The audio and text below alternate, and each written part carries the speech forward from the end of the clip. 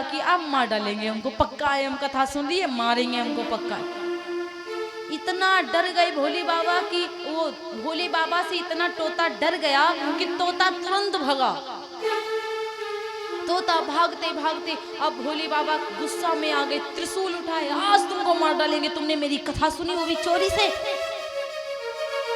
भक्तों ने सूत जी महाराज सुना रहे सौनक आदि ऋषियों को, सौनक आदि ऋषियों ने कहा कथा सुनने में क्या दिक्कत है भैया, कथा कोई भी सुन ले उसको मारा जाता है क्या।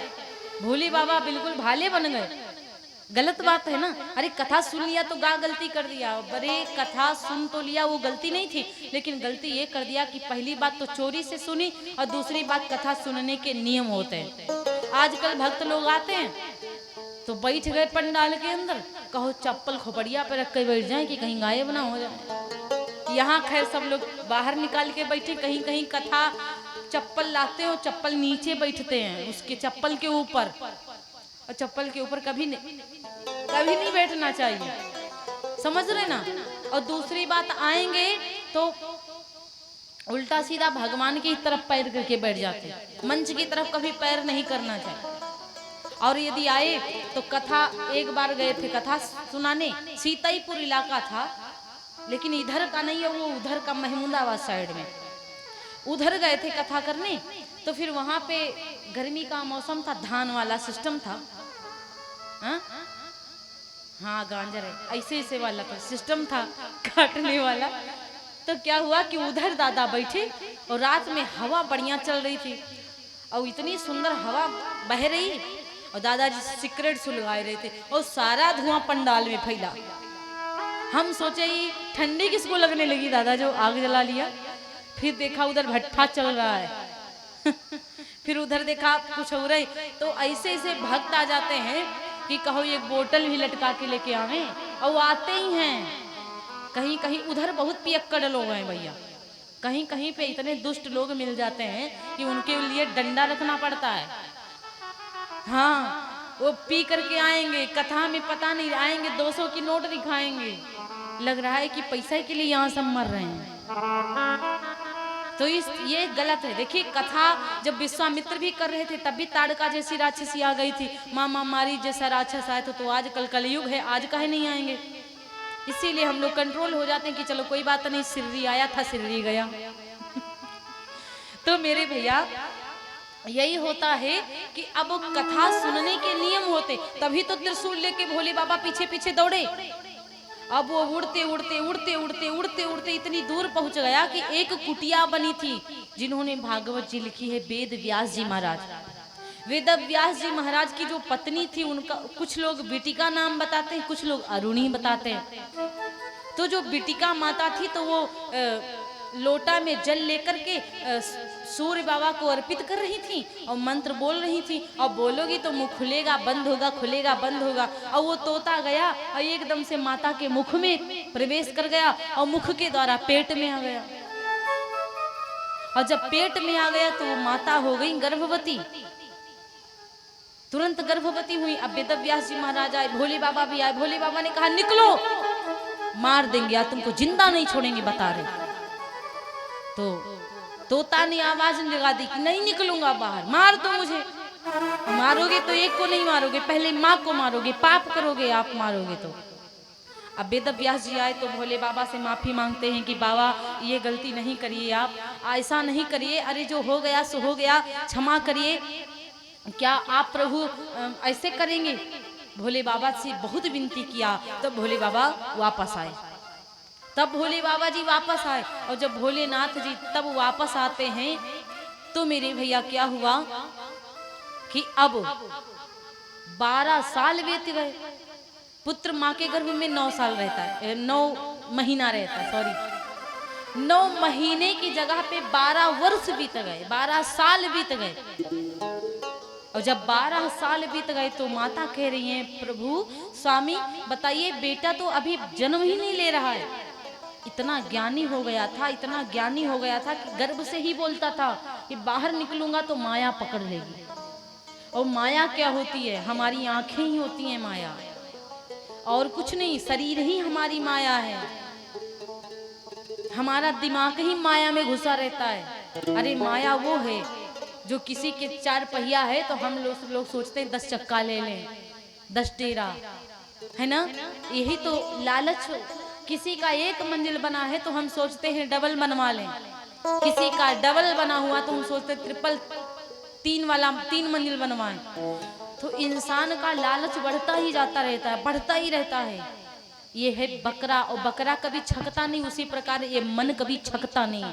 मन बहुत मतवाला होता है, मन को संभाल लो बस हो गया भजन, आदत बुरी संभाल लो बस हो गया भजन। तो मेरे भैया ये माया है, और माया क्या करती है, माया सब ग्रसित कर लेती, फिर भगवान का भजन नहीं करने देती।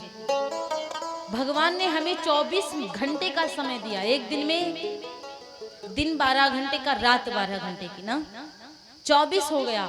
24 घंटे में हम लोगों को 24 मिनट का भी समय नहीं निकलता भगवान का भजन कर ले। 24 मिनट का भी समय हम लोग नहीं निकालते। तो मेरे भैया इसीलिए कहा जाता है कि देखिए भगवान का भजन जरूर करिए। 12 साल बाद भगवान भोलेनाथ खुद आए, और भोलेनाथ जी ने स्वयं कहा कि तुमको आशीर्वाद देता हूं, तुम बाहर निकलो, तुमको कोई माया नहीं पकड़ेगी। तब जा करके 12 साल बाद बाहर आए, उन्हीं का नाम पड़ा श्री सुखदेव जी महाराज। बोलिए श्री सुखदेव जी महाराज की जय। सुख माने तोता, और उन्होंने कथा सुनी इसलिए उनका पूर्ण नाम हो गया श्री सुखदेव जी महाराज। सुखदेव जी महाराज नैमिषारण्य में आए, और नैमिषारण्य में 88,000 ऋषियों को कथा सुनाई। 88,000 ऋषियों को कथा सुनाई। आजकल इतनी व्यवस्था होती है, फिर भी लोगों के कान में आवाज कम जाती। तब तो ना टेंट था, ना साउंड था, कुछ भी नहीं था, नॉर्मली ऐसे कथा कहते थे, और 88,000 ऋषियों को कथा सुनाई जाती थी। तो माया क्या है प्यारे, माया कहते हैं कि मोहिनी बुआ, भैया माइक थोड़ा मेरी स्लो करो, खुला नहीं बोल पा रही, थोड़ा स्लो कर दीजिए। कि मोहिनी बुआ, कि मोहिनी बुआ कजरा दई कई मोह गई, मोहिनी बुआ कजरा दई कई मोह गई, मोहिनी बुआ कजरा दई कई मोह गई।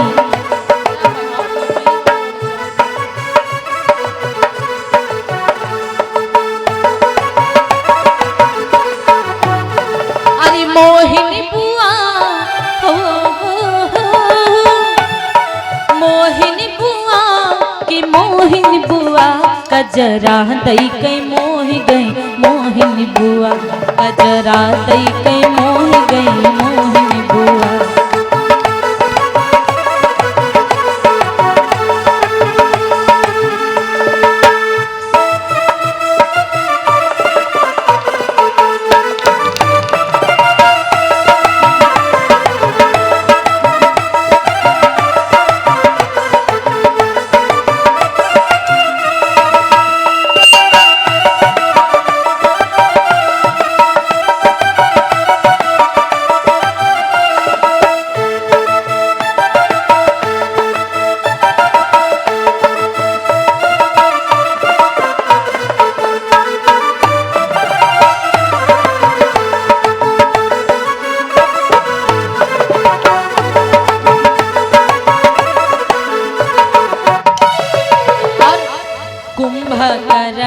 घन नादौ का मोहिनी, नादौ का मोहिनी, कुंभकर्ण घन नादौ का मोहिनी, और रावण की लंका हो,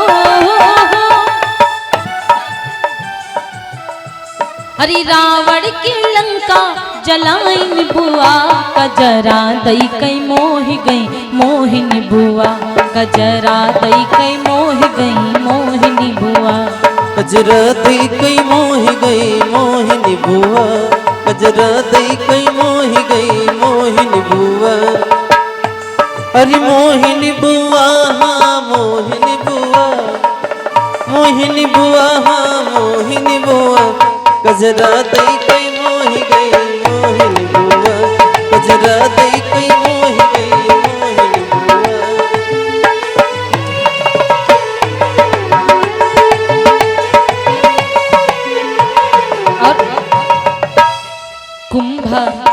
नारद का मोहिनी दुर्योधन का मोहिनी, नारद का मोहिनी दुर्योधन का मोहिनी, नारद का नारद का मोहिनी दुर्योधन का मोहिनी, नारद का मोहिनी दुर्योधन का मोहिनी। अरे कीचक का बंसु हो, कीचक का बंसु मिटाइन बुआ, कजरा दई कई मोह गई मोहिनी बुआ, कजरा दई कई मोह गई मोहिनी बुआ, कजरा दई कई मोह गई मोहिनी बुआ, कजरा दई कई मोह गई मोहिनी बुआ।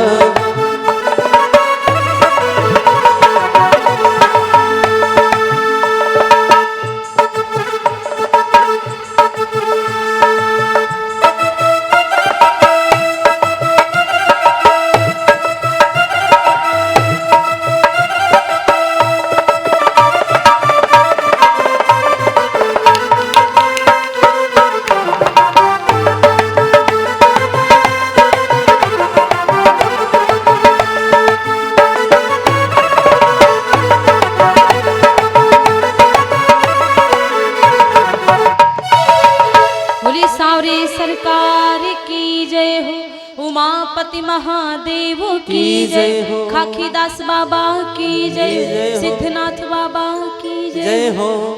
तो मेरे भैया इसीलिए कहते हैं कि देखो दुर्योधन का भी मोह, ये माया ही तो है। कुंभकर्ण को मोह लिया, रावण की लंका को नाश करवा दिया, नारद जी को नारी बना दिया। हम मनु मतवाला जपू कैसे माला, हाथ कहीं हम दान पुण्य करीबे, लेकिन मनुआ कहे हुई जइयो कंगाला। हाथ तो कहते हैं कि हम दान पुण्य करेंगे, लेकिन मन कहता हम कंगाल हो जाएंगे।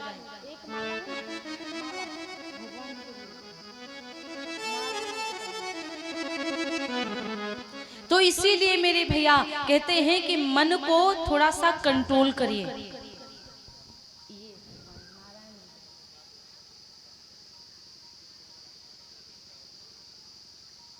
तो इसीलिए मेरे भैया कहा जाता है कि भगवान का भजन करें।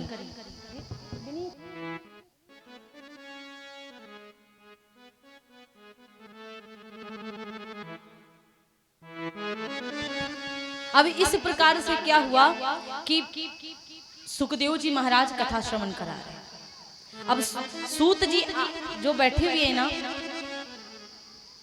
सौनक आदि ऋषियों से बातें हो रही हैं।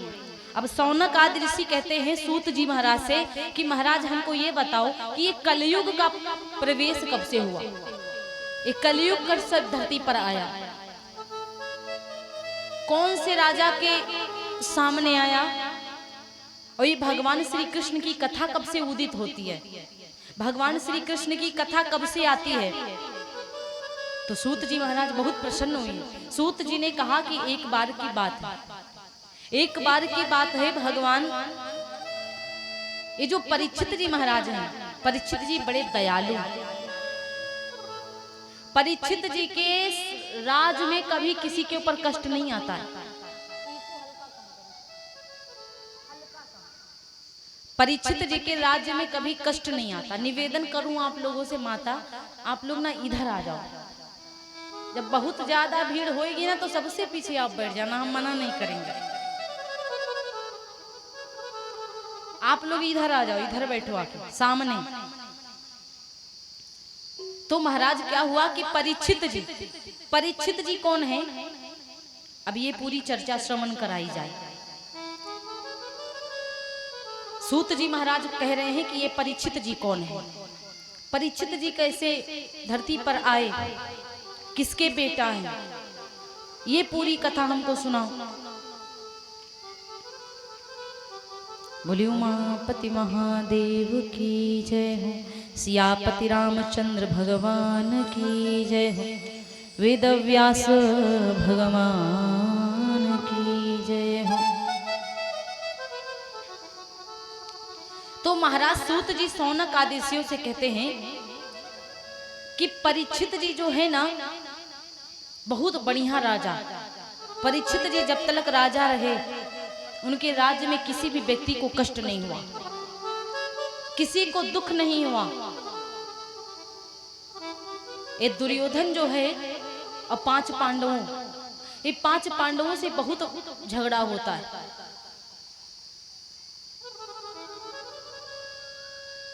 अच्छा, झगड़ा क्यों होता, ये महाभारत क्यों हुई? अब पूछ रहे हैं महाराज कि ये महाभारत क्यों हुई? भगवान श्री कृष्ण भी महाभारत में थे, 5 पांडवों की तरफ थे, तो ये महाभारत कैसे प्रारंभ हो गई? अब महाभारत तो जैसे आजकल परिवारों में झगड़ा होता है ना, तो पता है पड़ोसी क्या कहेंगे, अरे इनके घर में रोज महाभारत होती, कहते हैं।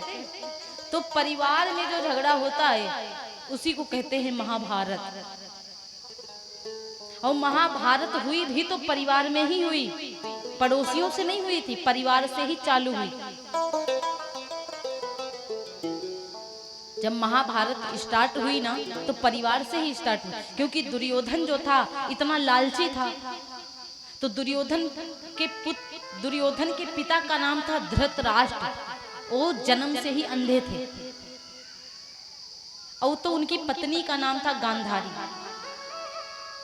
जो उनकी पत्नी थी ना, तो जब उनके पति पहले से ही अंधे थे तो उन्होंने क्या किया कि उनके पति जो पहले से ही अंधे थे, तो पत्नी ने विचार किया कि पति देवता अंधे हैं तो हम काहे दुनिया देखें,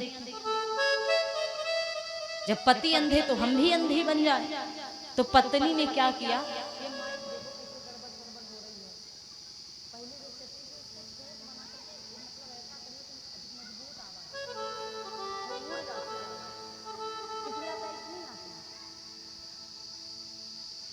तो गांधारी ने क्या किया कि महाराज अपनी आंखों पे काली पट्टी बांध ली।